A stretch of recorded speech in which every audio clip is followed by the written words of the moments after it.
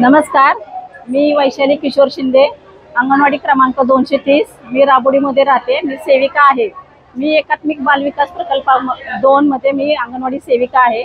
मी माझ्या एरियामध्ये, माझा जो मुस्लिम एरिया आहे सगळा, ते तिथे सर्व लोक कोणाचेच म्हणजे मिस्टर लोक वगैरे कामाला नाही, काय नाही, सगळे लोक धुणं भांडी वगैरे करून जो तो आपापला उदरनिर्वाह करतो. पण या मुख्यमंत्री एकनाथ शिंदे साहेबांनी जी योजना चालू केलेली आहे त्यामुळे माझ्या एरियातील पालकांना आणि परिसरातील पालकांना, महिलांना, जास्त करून महिलांना, ज्यांना कोणाचाच आधार नव्हता, पण एक मुख्यमंत्री साहेबांनी स्वतःची बहीण मानली त्यांना.